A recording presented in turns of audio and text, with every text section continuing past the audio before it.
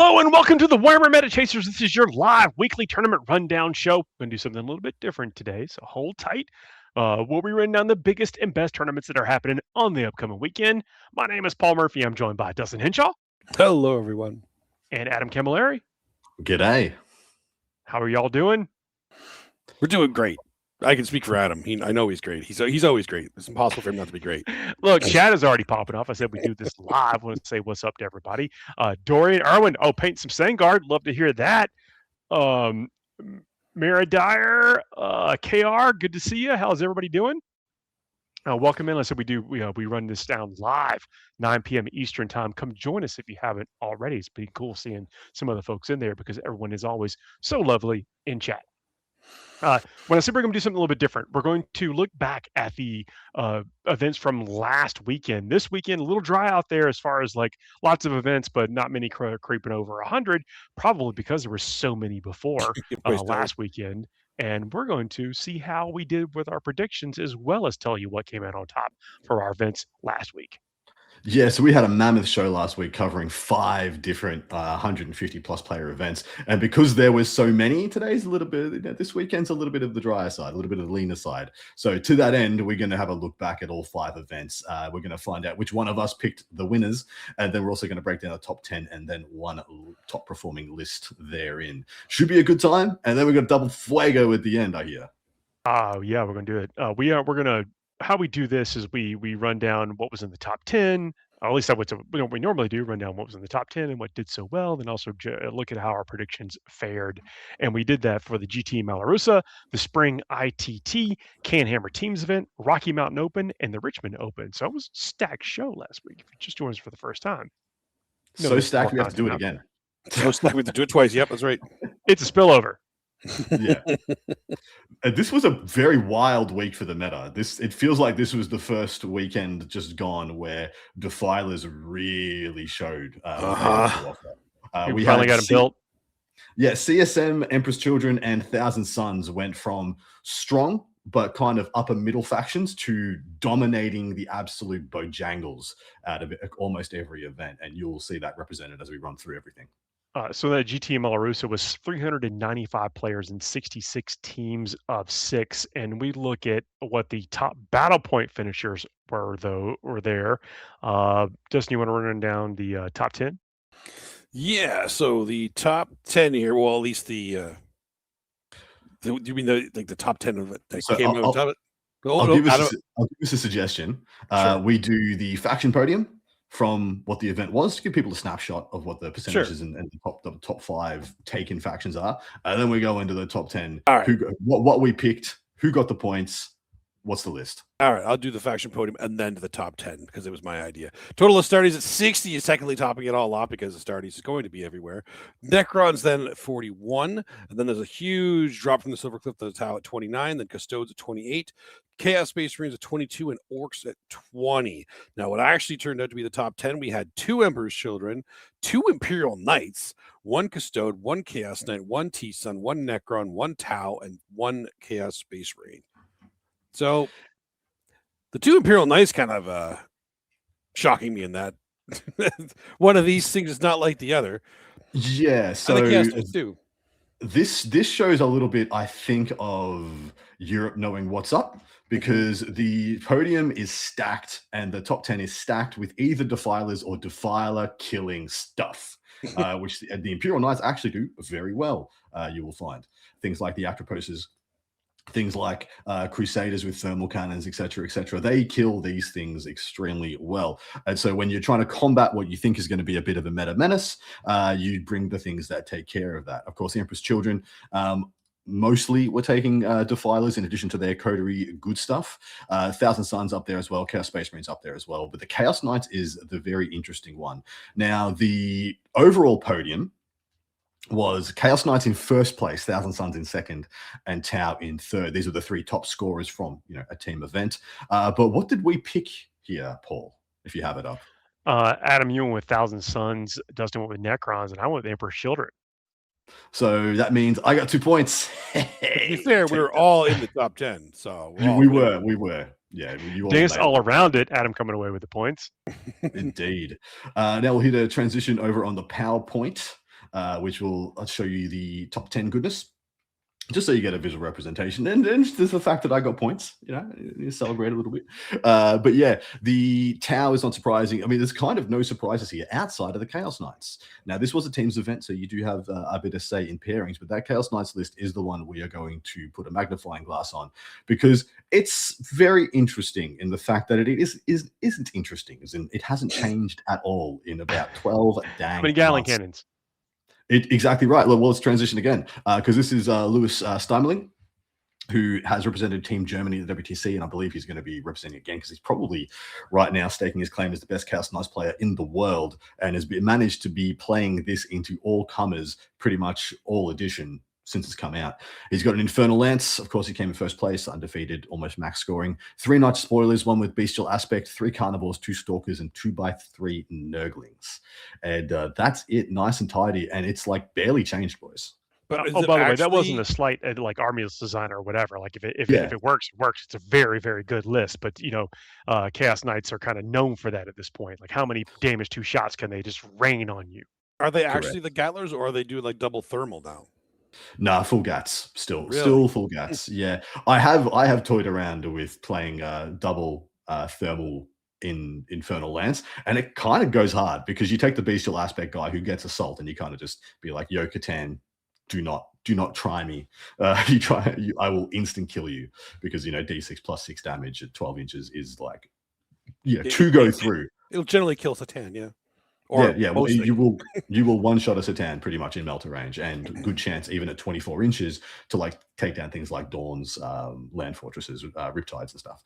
But this list just kind of does what it does, and it continues to perform in the face of all comers, and there have been a lot of different metas shaken up rather, that Lewis has not really adapted to, but just plowed forward into and figured out how to play into. We've seen him play at numerous big events, and yeah, enough said about this. It is what it says on the tin, and it continues to do well. Look, we're seeing the Knights work, do really well at tournaments. I wonder if there's been enough shift away for people not packing things to take out that many Satan, to where maybe the other big boys get to play. Yeah, well, obviously this has Catan killing ability. It does require like 1 or 2 despoilers turning. Oh no, I meant the fact that they're out there less often now. Like there are some people are moving away from packing their things that can burn down those larger things. Yeah, and when it's a very interesting game when you think about how this list goes into, like, say, what Dustin was bringing in this previous weekend, or something similar to that, where you have like your triple Defiler pack bound list, because this won't kill Defilers that easily unless you let Carnivores charge them, which is kind of not too hard to stop for a turn or 2. But what happens is this list kills everything that isn't a Defiler in 2 turns or less. And then you're left with, oh boy, my Defilers need to put the dinner plates on the objectives. Can I even do that? Well, congratulations on your points. Next to it, we're going to be talking about is the Spring International Team Tournament. This is from Birmingham, UK. 358 players in 72 teams of 5. They competed over 6 rounds. 6 rounds. Yep. What was that podium? Podium there, again, total of starters is 53, and then Necrons at 32, but this time it drops off to Tau at 27, then Astartes, just like straight Astartes at 26, Asher Militaire behind them at 25, then Custodes and Death Guard behind them at 23. The actual top 10 was... I didn't do, because it was a mess. You didn't do. So, I was trusting you to do this. I think the organizer did something with the settings at the end to populate. I told you in the one green room. You're assuming I listened to you, Adam. You're assuming a lot. What happens with the top 10 in VCP? The winning team has been chucked into the top 10, and there's players in there without a winning record, for example, now in the top 10, which makes things a bit messy. So I could have gone and done the first 10 players that were undefeated, but that got messier as well. So I decided not to do that, and instead just give you guys the breakdown. I just need to go on record and say that I was absolutely baited into this, because the event before this, I was like, well, I have a suggestion here. Make sure you talk about the podium. I tried then talking the right track, and y'all went rogue. Your own path, your own style. I make certain assumptions of professional quality hosts, and I'm wrong. I'm sorry, I was wrong. Look, let me put us back on the rails by telling us what we predicted here. So the prediction was Tau for Adam, Astartes for Dustin, and Astra Militarum for myself. So what was the podium here, first, second, and third? The podium for second and third was CSM in first, Astra Militarum in second, and CSM in third, meaning Paul pulls in 2 points for his second place Astra Militarum there. I'll take those 2 points. Yeah, not bad at all. And there was a lot of CSM up there for this one. But Team Sigil came in first place, and we're going to break down their 5-pack for you guys now. Starting off with an Adeptus Astartes Blades of Ultramar, to be, enough said. Astra Militarum Grizzled Company, a Chaos Space Marines Veterans of the Long War, so not playing Pack-Bound or Renegade Raiders, which is interesting. And then an Adeptus Mechanicus Halo Screed Battleclade, and an Empress Children Coterie of the Conceited. And if you can see what I can see in this, with the exception of the Veterans of the Long War, this is just kind of 5 singles lists. None of this seems particularly skewed. None of these detachments are very surprising. The Veterans of the Long War is the only one I see as kind of interesting, but when you consider that it could just be playing the game as a second Marines detachment, as it still has Oath of Moment, and it plays similar to the Ultramarines, maybe in a lesser extent in some ways and better in others. This starts to make a lot of sense. What do you guys make This of is it? kind of what we see, though, in 5-player team events. It is, slightly dominated by the take-all-comers stout singles list. It is. When you only have to have 5, you can generally get away with just taking 5 all-comers lists. The more you go into, I guess, skewing your factions and detachments, the more work you have to put in like the pairings process and in the matchups and matrices and stuff like that. If you wanted to just take 5 good singles lists and figure it out when you get there, this is how you go about it. It really depends on how much time you have to put in beforehand. People have families, lives, kids, all these kinds of things. They're still incredibly fun, but that just seems to be like, it is as far as team events go, if you already have a tournament list you're comfortable with, you'll probably be able to slot into most teams out there, unless you have some more grand strategy involved. Exactly right. And so they have their pressure list in the Code of the Conceited. They also have really good kind of just long-range firepower lists in both the Halo Screed, Adeptus Mechanicus, and the Grizzled Company. And then the Adeptus Astartes and CSM can kind of play evenly into just about everything. So the only thing you really kind of want to try and get into a win would be the Empress Children. That's the only one I see here that has like a distinct good matchup, bad matchup spectrum. The other ones can kind of all brawl and or scrap with just about everything else in the game. And we'll usually walk away with points unless there's a disaster, which is what happened here because Team Sigil went all the way. They won, I think, everything and drew once. So they went 5-0-1 and great performance by them. Strong. Next event we're going to be talking about is the Can Hammer Team Tournament from Ottawa, Ontario, Canada. And 225 players in 28 teams of 8. One of those 225 players you might recognize, but they were playing over 5 rounds. What was that podium? In the podium, again, total Astartes, 27, and then Necrons behind them at 16, but then it switches up again after that drop with EC and Astra Militarum behind that with 15, and then Chaos Space Marines at 14, T-Sons and Death Guard at 13, then Custodes and Sisters at 12. Do I actually have a top 10? Can I hit this thing here? You might. You should check and find out. We're going to find out. See, there it is. Before the show. I don't have time to do that. So I got the top 10 here. We got it. So we have 4 Chaos Space Marines in the top 10, 3 T-Sons, a World Eater, a Tyranid, and an Adeptus Sororitas. So I think Defilers kind of dominated this event. I can speak from experience.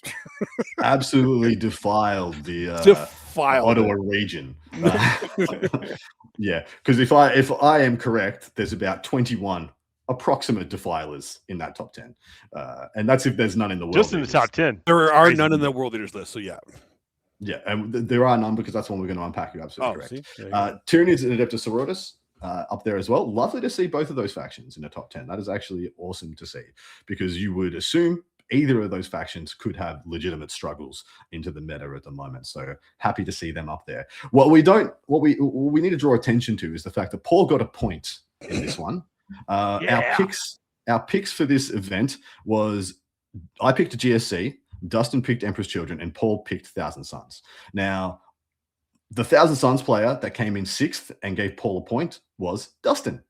You're welcome. How do you Thanks, feel? Dustin. Thanks for looking out for me, man. I appreciate it. How do you feel? Yeah. I'm so angry with you, Dustin. I'm sorry, man. I picked I did a charity pick, and you gave me some charity by coming in sixth. For what it's worth, I put so little effort into like playing that list because I just rolled dice and things died. It was dumb. It was dumb, and I was playing good players. Yeah, well, outside of like knights actually being relatively good counters into defiler-based armies, it is kind of wild that defilers play better than knights into kind of the rest of the meta. They are just better knights, especially the Thousand Suns and Pac-Man varieties. For the point to damage output and the special abilities, I think are very relevant for most of them right now. It's exactly right for 185 points or whatever it is. Yeah, and what's wild is that most knight variants will be good at one job. Like the Castellan is great anti-tank and anti-heavy infantry. Doesn't really have anything for screens and chaff and 20-man units of guardsmen. The Defiler totally does. Whereas, like, you take your double Gatling Despoiler, and all of a sudden you don't really have anything for, toughness 10 plus, 2+ save stuff. The Defiler does shooting and combat. And the fact that all Defilers shoot and fight, whereas not every big knight shoots and fights, they are stupendous for their points, I believe. Yeah. Anyway. Top 3 for this event ended up being World Eaters, Chaos Space Marines, and Chaos Space Marines. So really good weekend for Chaos, like, I have Terra all over the place, but World Eaters coming in first is not something we've seen in a little while. Indeed not. Let's hit a transition over to that list. It is the venerable, amazing, great mate of mine, Jack Harpster, who came in first with those World Eaters playing his Berserker Warband. He has Angron. Happy to see Angron. He's got Khan the Betrayer, Lord Invocatus, a Master of Executions with the Berserker Glaive, and a Slaughterbound. 2x10 Berserkers, 2 Rhinos, 2x2 Chaos Spawn, 2x3 8-bound, 3 Exalted 8-bound, and 2x10 Jackals. Anything spicy here, boys? I mean, Angron, well, we know why Angron is there. He's there for Defilers, right? He flips Defilers. He will, if he could charge 2, he would kill 2. Yes, exactly. Like if his base could contact, if his their bases are big enough for he might could charge 2. He could. Exactly right. Exactly right. He will literally frisbee those dinner plates off the table, and he's a great pick going into this meta. In addition, the Exalted 8-bound as well. They'll flip one. The regular 8-bound probably not that likely to, but I do think that Khan and 10 Berserkers have a decent chance as well. The interesting thing I see about this list is that it is very circa 8-9 months ago, and not back into there's no predators in this list that I can see. Forge Fiends, Defilers and the Forge Fiends and things like that. So it is, this is like a year ago maybe list that is, what's old is new again maybe. Yeah, this looks like a pre-Codex World Eaters list, almost verbatim. Maybe one less unit of Jackals and stuff like that. I mean, some people want to take this. You can swap out some Jackals for some Goremongers if you're playing in singles play. But I think in teams, this is rather spicy. I quite like it a lot, especially with the Lord Invo giving the other unit of Berserkers Deep Strike. So you're just a rapid ingress threat along with what I presume to be the Exalted 8-bound. Yeah, very good. Nope, makes sense to me. I do want to point out that our Orc player was the only person that took points off of Jack all weekend. Take that, Jack. Good job. Do better next time. Rocky Mountain Open from Denver, Colorado is your next event. 266 players competed over 6 rounds. This is a singles event. So is this going to completely flip what we've seen over our last couple of events? Well, no. What was the faction podium, and then where did it end up in the top 10? The faction podium was Adeptus Astartes, topping it off at 21 because there's so many of them. But then Chaos Space Marines at 15, then Krons at 14, but they're tied with Nids also at 14, then Tau Death Guard at 13, and then Demons and Eldari at 11. And then I think I have it? Am I gonna click it quick? Yeah, okay. Top 10 was 4 Chaos Space Marines, 1 Drakari, 1 Eldari, 1 Demon, 1 World Eater, 1 Votent, and 1 T-Sun. The actual podium was Drukari winning it, and then CSM. So yes, chaos everywhere. Look, we got a full house. We've all come away with some points in here. This is I got 2 points. Uncommon, but it's nice. Sprinkle it around. Yeah, so our picks were Tyranids by myself, and Dustin picked the Chaos Space Marines, and Paul picked Necrons. Funnily enough, neither Tyranids or Necrons made the top 10. So this was a lockout for Dusty getting those 2 points. Well done to you, sir. But 3, they got both of them. No, we don't play like that. But if we did, man, things would have gotten silly in like some previous metas. Yes. Whoever just rolled up first picked Eldari and was like 1, 2, 2. I'll take ding, 9 ding, points ding, this week, ding, please. ding, ding, ding. Yeah. But this one was won by Drukhari. Like Drukhari winning a big event in this meta is very impressive. And of course, it can only have been played by kind of one of 3 players in the world. That player being Cody Jiru. So between Cody Scari and then a lovely gentleman over in, I can't remember his name. I think it might be Sako over in Europe. They're the only 3 players that I've seen that could have done something like this. Was there any consistency in the units they were using that are shortly probably going to get points increase? Sorry. So a lot of the time in singles play, Spectacle of Spite falls off a cliff. Unfortunately, you will just run into an army that you can't, your damage profiles just don't damage into them. Things like Victrix Guard are very hard to handle. You know, Hellions usually do a lot of work into just about everything. Like it's kind of a profile that's great with enough attacks, but going into a -1 to wound, 2+ save with AOC is not something they can handle. And then there's various other units similar to that. Like Bulgrim give them a lot of issues as well because of -1 damage. And then you just have to be like, well, let's hope Witches and Lilith do the job. And, you know, if Lilith and Witches are only good for 1 unit of Victrix and they've got 3, well, you're in a bad place. But let's hit that transition over to the other side, because I have also seen people still playing Reaper's Wager in singles as well, which has shown itself to be a little more even, but still, I mean, it's Drukhari. They have some bad matchups. So this is Cody Jiru, first place with Drukhari, Spectacle of Spite. Lady Malice, Lilith, 3 succubuses with the enhancements you would expect: Morgana's Curse, Periapt of Torments, and the Chrono Shard, that being the fights first, the hit harder, they're good stuff.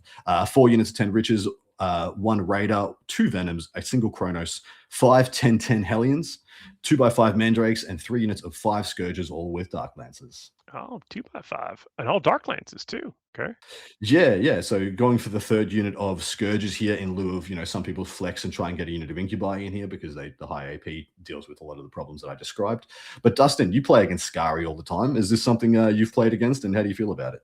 It's his style because he likes all the MSU stuff. It has so many pieces and it does do a lot of damage, plus some of the tricks that it has into it. It's interesting into the Defiler meta because Defilers don't care about getting charged before they shoot, because they'll just shoot the Excruciators in a combat against Witches and they'll fall over. Same with Aliens. It's a rough matchup in that sense, but the list has so many pieces that it can actually bait out the trades it needs, and then usually have to use if it gets lucky with the Scourges, awesome. Otherwise, those Hellions have to do some heavy lifting. Yeah, I mean, I've got a great player in my local scene who's been playing something extremely similar to this, to a bunch of team events with us, and he's found the same thing. He has super greens, like greenest greens you ever did see, and then he has lists he literally cannot beat. But what is great about Spectacle of Spite is that you can always default to, I have infinite units and I'm just going to score. And Cody did one better than that because he won every single game at this event. And for a 200+ player event with Drukhari this late in the edition, where they're getting impressive, very impressive. It did a great job. All the power to him. And what you're referring to with the green is the matrix of your pairings of things that the factions you think that you can play well into, green, amber, and red. But yeah, taking the Drukhari to first place is, it's a good general. Absolutely. All right, into the last event, boys. Before we get to that, it's just a bit of a taste of what we do on the part 2 of the show, where we look back, we do the rundowns, we do the top 10, see about what actually won. Those are all kind of things to look forward to if you are able to support us over on Patreon. And for level 2 or higher, although every tier is amazing, but level 2 gets you some part 2s sometimes, where we do something very similar to this. Indeed. Next event we're talking about is the Richmond Open. This is from Doswell, Virginia, in the U.S. 204 players competing over 5 rounds. Faction podium was? The faction podium, guess what was the top, boys? It was Adeptus Astartes at 18, and then behind that's Chaos Space Marines at 15, and then what else? But Necrons at 13, tied with Tau, though, and also at 13, and then Eldari and World Eaters behind that at 9, and then Tyranids, Astral Chem Custodes, T-Suns at 8. So it starts off pretty generic, and then it gets wild.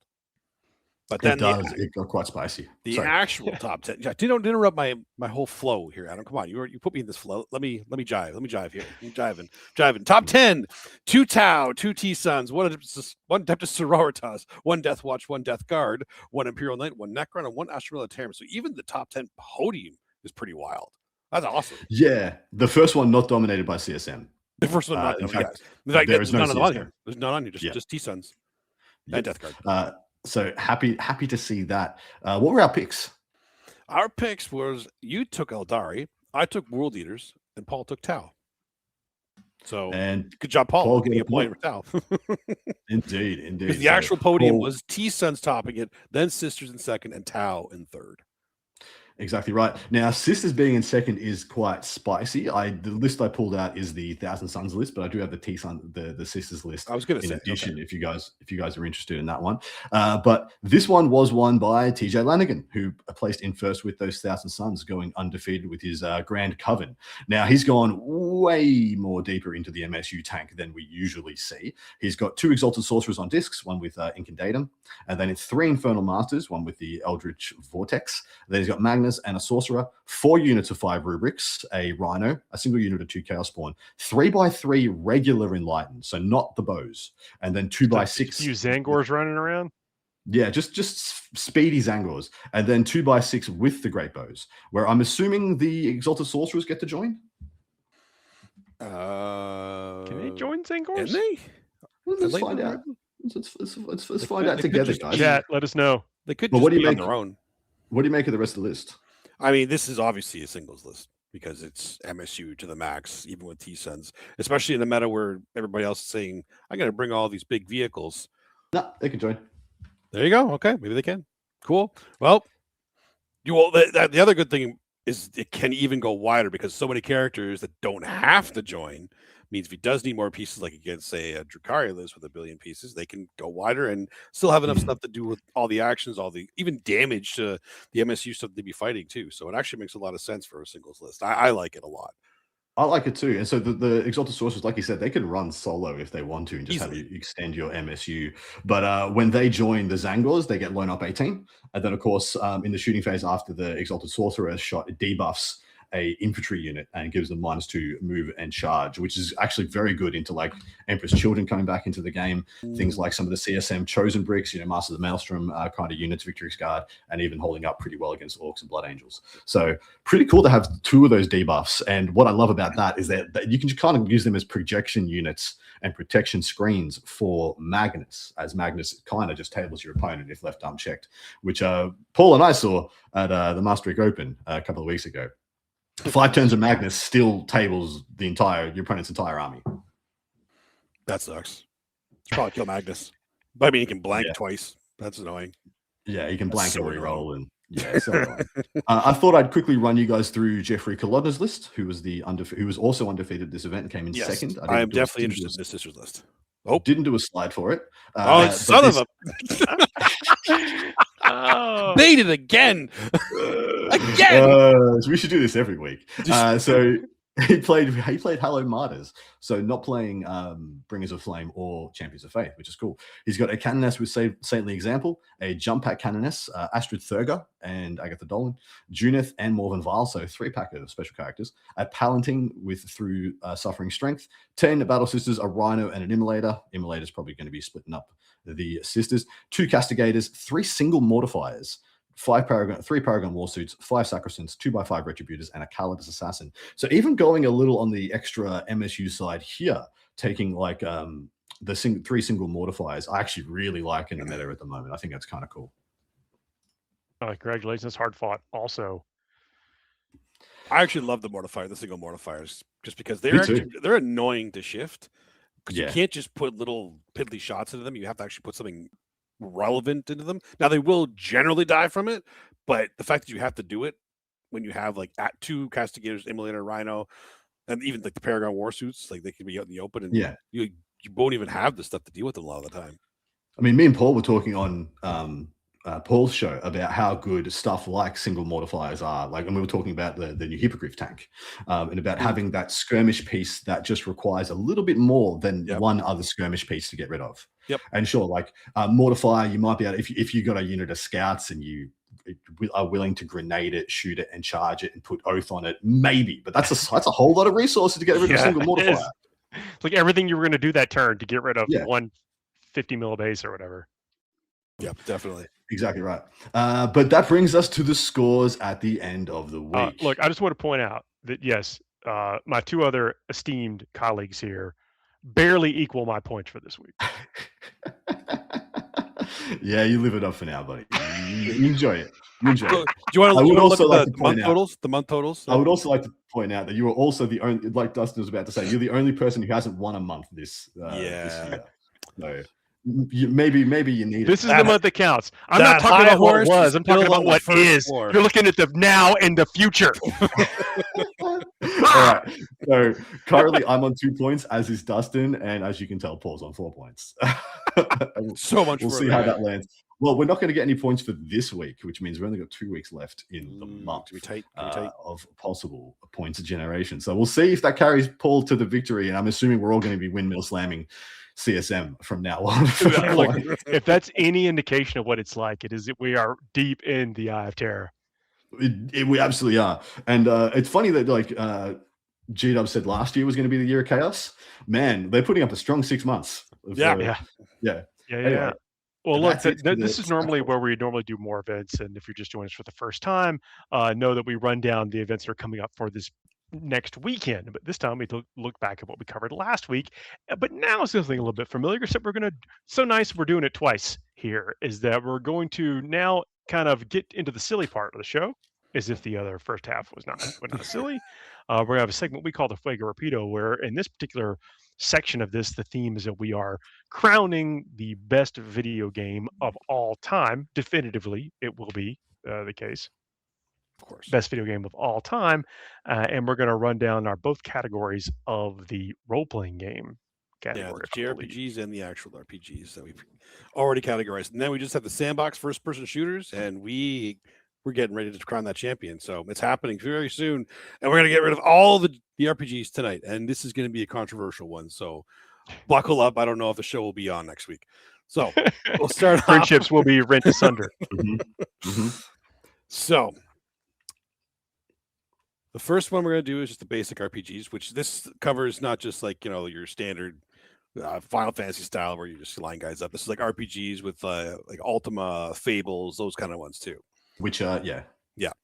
So we'll start it off with World of Warcraft versus Bard's Tale. It's For a role-playing game? I mean, I want to say Bard's Tale, but World of Warcraft also kind of. It's, I mean, the legacy of WoW, the fact that it's still going. It's like, I mean, it's mega. It's a juggernaut, and it's going to win this, in my opinion. Like, I'm sorry, not the RPGs, but it's going to be. It's going to beat Bard's Tale. Let's calm down there. No. It's not the best. It's not the best RPG. But yeah, I mean, well, actually, like past Bard's Tale 1, I think they started to diminish. And so whereas World of Warcraft just stuck it on the landing. Just keeps on going. That's fair. Well, what's wild is the reason I think WoW gets the votes is that the existence of WoW meant that we could not do an MMO one of these because there is no reason to do so because WoW just wins. That's true. And so for that point, gets my vote. Yep, that's fair. But I mean, in terms of winning this one, I think this next pairing is already like either of these beat it, and it's KOTOR 1 and Elder Scrolls Skyrim. Knights of the Old Republic. Sorry, I won't. I'm voting Skyrim, but that's I'm voting Knights of the Old Republic. It's not by much. Knights of the Republic is absolutely incredible. Have you seen all the memes though of like your choices don't actually matter in Skyrim? Yep. Yeah. I'm actually not a huge fan of wide open worlds like that, to be honest. Oh, but it's one of the best ones that's ever been I know. done. I'm just not a big fan of them. Yeah, so Knights of the Old Republic, I had some issues with janky like controlling and moving wise. More than fair. I kind of had the same issues with some of the Witcher games as well. I mean, to be fair, it did come like 10, 15 years before Skyrim. Yeah, it's very old. Exactly right. Knights of the Old Republic deserves a vote here, but I'm going Skyrim. All right, so 2-1 Skyrim then. Sorry, KOTOR, you deserve better, but Skyrim is it's good. It's the rankings, man. All right, next up, Dragon Age 1 versus Disco Elysium. Dragon Age. Dragon Age. Yeah. Disco Elysium is freaking hilarious and amazing, and I'm giving it a vote because it deserves one, but it's not as good as Dragon Age. Okay, fair enough. I'll give that for sure. Next up, Baldur's Gate 3 versus Ultima 5. This isn't even a contest. I'm sorry, it's not. I don't like the way this is paired up. Which is your vote, Dustin? Baldur's Gate 3. Yeah, it's it is. Ultima 5 for me. Really? You're just going by nostalgia. No, it's so good. Like you get to sections in that game where you just have to figure it out. Like you have to teleport even blindly played through Baldur's Gate 3, mountains have you? to find the glass You haven't crystal played it, sword or then. whatever. There's no way. There's no way. Okay. 2-1 for Baldur's Gate. You had to find reagents to cast your spells and stuff. Like it was. You don't have those kind of games anymore. You kind of do. They're just not popular. People don't like doing that extra effort anymore. Yeah. That's like the hardcore role-playing game back then when you actually get your reagents. Next up, Fable 2 versus Neverwinter Nights 2. That's actually tough. Neverwinter Nights for me. These are kind of even. Yeah. Neverwinter Nights 2 was a more closer to D&D experience. It was. Yeah. Which is why I didn't love it as much. I mean, no, it's fair. Yeah, It's very fair. Yeah. I think you lose something in the D&D games when you're not physically with a person. So I'm actually going Fable. I go Fable basically because we have Baldur's Gate, and that is a better D&D game than Neverwinter Nights even. And that's to your point. I think that's just because it's newer, right? It has so many more functionality. It is story elements. It's newer and using the newer D&D rules, which are better than these older ones too. So yeah, there's a lot going for it in that sense. But yeah, I got a lot of love for Neverwinter. Yeah, me too. Next up, Witcher 3 versus Fallout 3. See you later, Fallout. Witcher 3. No. I know it's not fair, but The Witcher 3 is like. Although Fallout 3, yeah, like that's the one that like also very similar, just still gets played today, and people seem to keep discovering new stuff or whatever. But you can't go against The Witcher. Are you going against The Witcher? No. Okay, so 3-0 Witcher. Okay. Sorry, Fallout. Yeah, apologies for that. It's just a bad matchup. Bad matchup. Bad matchup. Terrible matchup. That was a red for Fallout. Sorry. We got 20'd. Next up, Diablo versus Elden Ring. I'm throwing down Diablo for sure. Diablo. Me too. Yeah. Elden Ring is different, but Diablo remains the best dungeon crawler ever made. Diablo 2 is the second most played game in my life, behind World of Warcraft, unfortunately. I wish it was the most played now. But yeah, it caught me at a formative Diablo age. a role-playing game? You're kind of on the rails the whole time. It's a role-playing game. It is, yeah. Because it's all about stats and equipment, and like those are. It would almost. Yeah, but your choices. You don't get choices. You just have to go fight Diablo and. But like outside the cow level, you are playing a role and running through a story, and there's no way to really avoid that story. You are just. That's what I mean. You're on the rails. Like you're. But you know, are you a babbo? Are you playing Ansok? I'm not voting against Diablo, by the way. I'm just saying that this is seeding information for the later rounds. Oh, okay. Last of round 1 is Mass Effect 2 versus Stardew Valley. Oh, Mass Effect. Mass Effect. I'm giving Stardew Valley a point. How dare you? Well, it's just so beloved, and it's not the game for me. But I sit next to my partner who racks up thousands and thousands of hours of joy on Stardew Valley, and I think it deserves a point, just because it's not our cup of tea. Okay, fine. A lot of controversy in the chat here. A lot of yeah, they hate us. Yeah. All right, round 2: World of Warcraft versus Skyrim. Yeah. No one wants to be first. No. For me, it's Skyrim. It's still Skyrim. I have 4 hours logged on Skyrim. I'm going to say World of Warcraft still. Oh my god, why did I wait? I don't know. Skyrim is so beloved and is so amazing and is so perfect. WoW is a cultural juggernaut the likes of which we've kind of never seen, and so therefore it gets my vote for the sheer place in the lexicon of gaming. I unfortunately have to vote for WoW. So World of Warcraft 2-1 Skyrim. Rough. Next up, Dragon Age 1 versus Baldur's Gate 3. Baldur's Gate.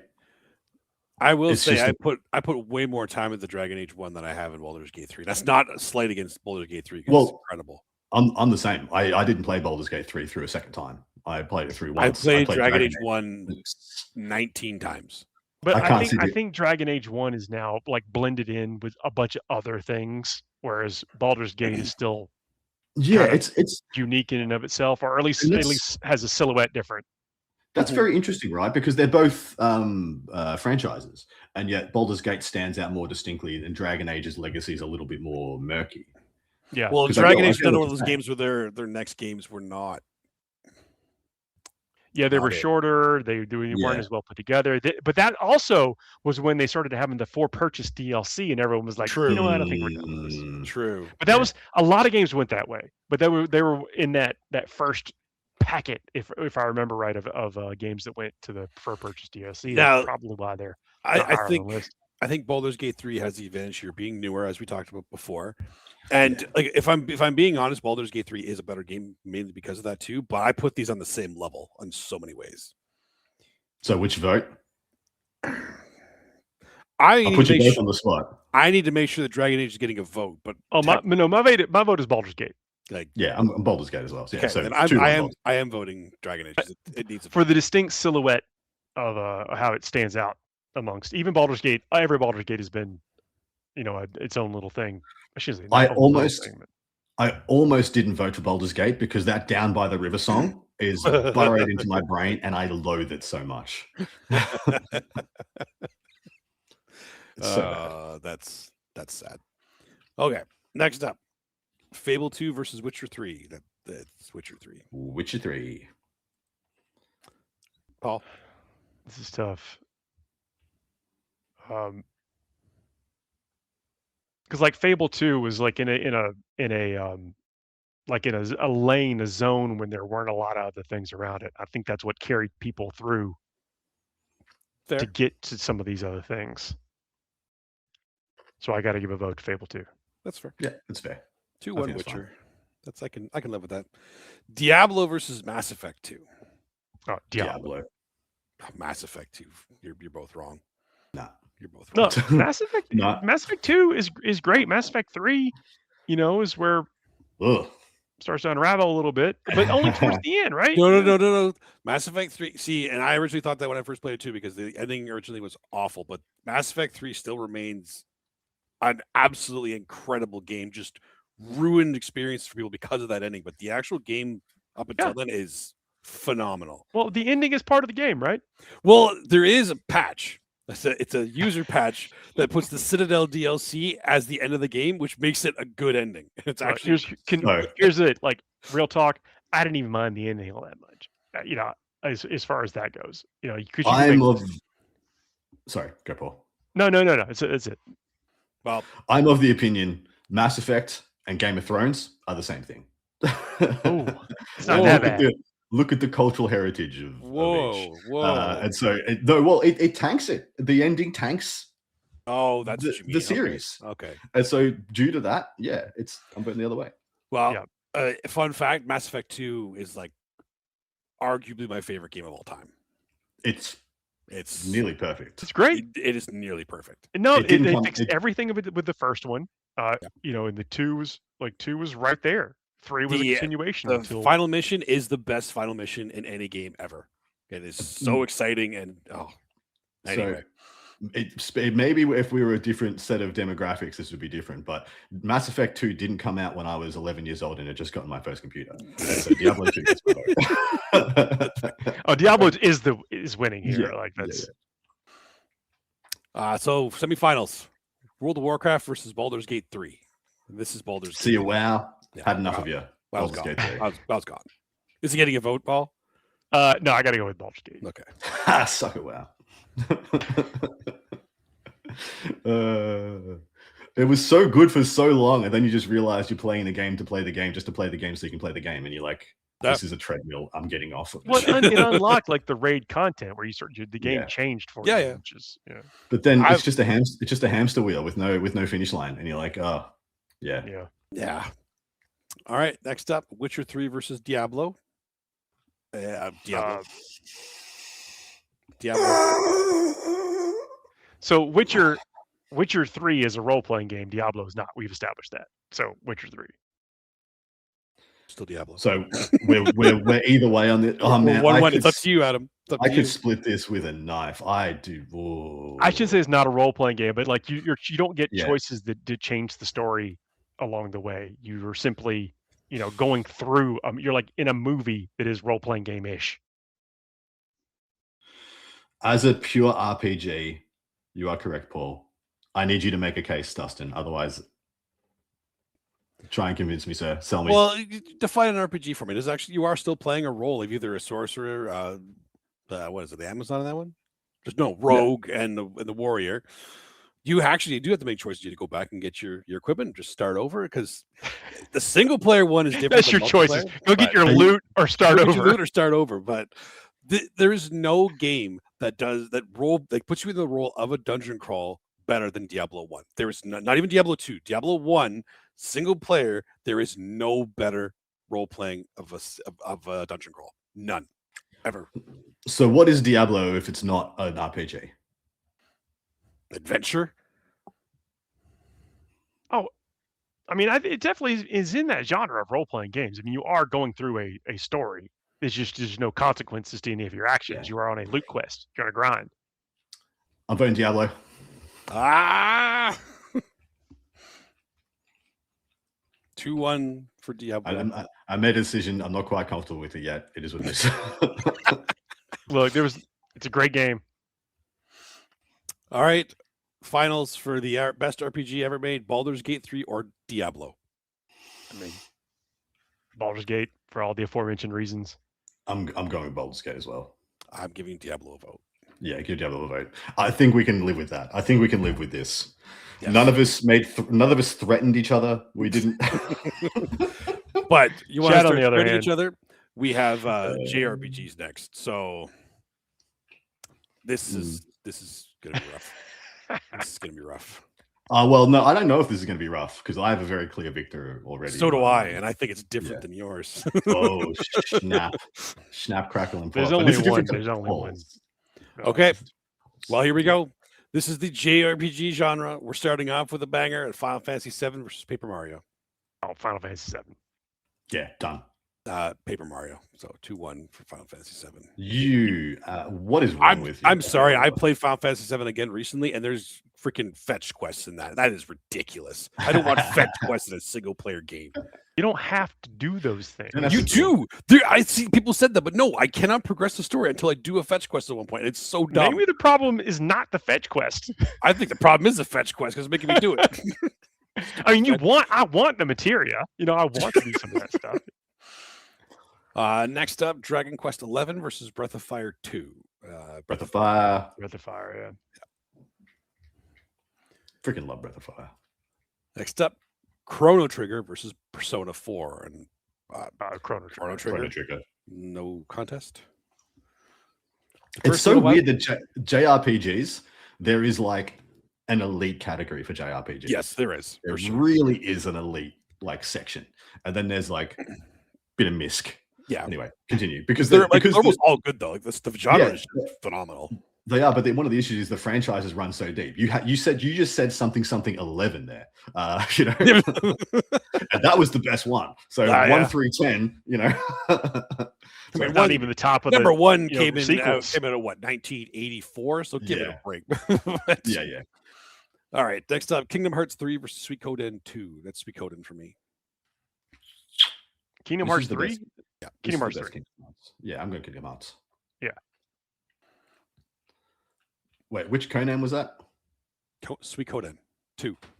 Oh, Suikoden. No, Kingdom Hearts. Yeah, sorry. Next up, Final Fantasy 6 versus Earthbound. Final Fantasy 6. Final Fantasy 6.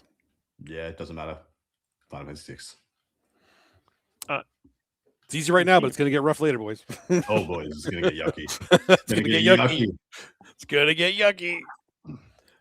Next up, Xenogears versus Final Fantasy 3. I'm Xeno. That's Xenogears. I mean, I'm Final Fantasy all day long, but Final Fantasy 3 is still good, but compared to Xenogears. Yeah, Xenogears is fantastic. Secret of Mana versus Panzer Dragoon. Secret of Mana. Secret of Mana. Secret of Mana. Damn. This is the round one's being really easy here. Okay. Yeah. I will say I found it very tame in parts, but I never was always engaged. That's fair. Hmm. Ogre Battle versus Super Mario RPG. That's actually a little harder. Ogre Battle. Ogre Battle was a lot of fun. I think I don't have many memories of Super Mario RPG. Okay, Ogre Battle it is. Yeah. Super Mario RPG was really good. Ogre Battle is just better. Yeah. I mean, we're tactical war game players, so that makes sense that we feel that way. Yeah, correct. All right. It did seem to scratch a lot of itches, Yes. Round 2 is going to get a little tougher, but not quite tough yet. Final Fantasy 7 versus Breath of Fire 2. Man. Breath of Fire 2 is pretty much like my favorite childhood JRPG, but Final Fantasy 7 is the victor. Yeah, Final Fantasy 7. Hmm. Okay, next up, Chrono Trigger versus Kingdom Hearts 3. Kingdom Hearts. Chrono Trigger. Some of the most powerful characters of all time are in Kingdom Hearts. At the same time, though, Chrono Trigger was the first of its franchise and freaking amazing. I mean, it is. It's very good. More of the same. It was just more of the same, Well, I was looking at more of like Kingdom Hearts as a whole kind of thing, but yeah. By the time you get to 3, it is like, okay, let's do it. But Corey, Legend of Dragoon ended up being in a different category. It already got voted off the island in a different category. Didn't get the rose. Didn't get into this one. We had to fill it out in something else because we forgot it when we first did this. Next up, so Final Fantasy 6 versus Xenogears. Final Fantasy 6. Is Final Fantasy 6? Is that the one? Is Kefka in that one? That's the Kefka one. Yeah. Worst villain of all. Like one of the worst villains of all time. So good, iconic. He's iconic. So good. Yeah. Number 6. Let's go. 6. 3-0. Okay. And then Secret of Mana versus Ogre Battle. Ogre Battle. I'm gonna go Secret of Mana. I think I'm also gonna go Secret of Mana. Close thing. That's the closest one I've felt so far. Very close. That's what they had. Those kind of like listen, I wasn't boring, but just like long. And Secret of Mana just had a bunch of okay. Wait. You complained about Fetch Quest earlier in Secret of Mana, where Ogre Battle is just all gas. I still love Ogre Battle. I'm not saying I don't love it. I'm just saying it's got a way better you name. could be the divider earlier, and now you're like, It's got a way better name. It's true. I can't play Ogre Battle with 2 of my friends. All right, sorry. That's pretty much what got over my line. You make friends in the game. Okay, I don't hang out with you when you're playing Ogre Battle. I don't. Okay, all right. I'm down with this. Paul's gonna fly up. You'll hold the second controller. It'll be tails. All right, and now we get to the juicy bits, and this is funny enough. This is the semifinals I thought it was going to be, so I'm happy in that sense. Final Fantasy 7 versus Chrono Trigger. 7. You cannot tell me that 7 is better than Chrono Trigger. You can. I will all day long. I will. Yeah. When you're switching out that disc, and I know spoilers for me and hasn't played it yet. We're switching out that disc after that moment happens. Tell me it's not a seminal moment. What? Oh, I'm sorry.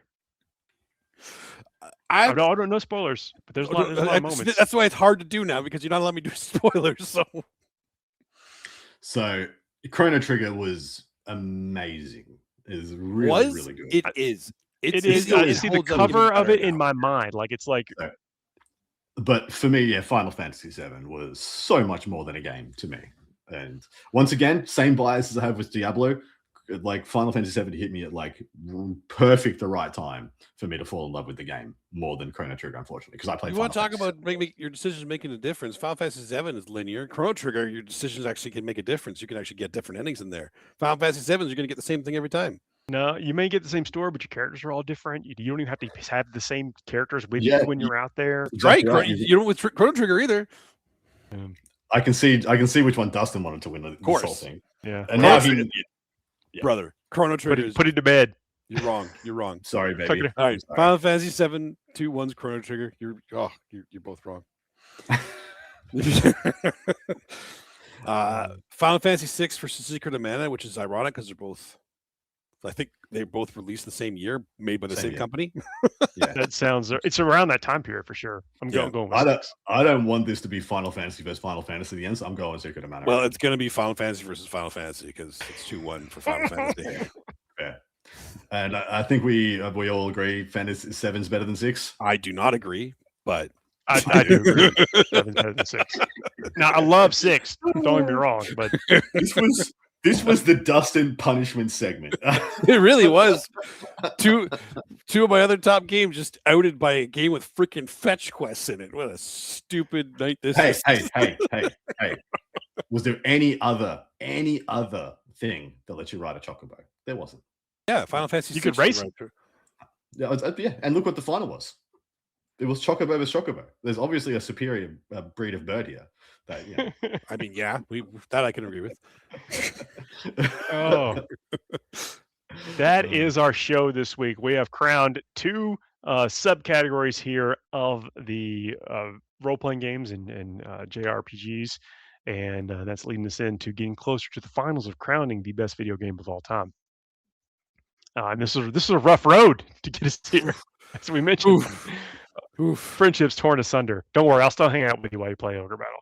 I hope so. You promised me now, so we'll stream it so everybody knows you're telling us. Chat, y'all been absolutely awesome. Make sure you tune in next week. If you have not already done so, please hit that subscribe button. Hit those comments down below. Let us know what your best video game in these categories of all time was, or did we get it exactly right? I think I know the answer. But it's a pleasure hanging out with y'all. Really enjoy it. We'll see y'all next week, everybody. Have a great night. Take care. Yeah.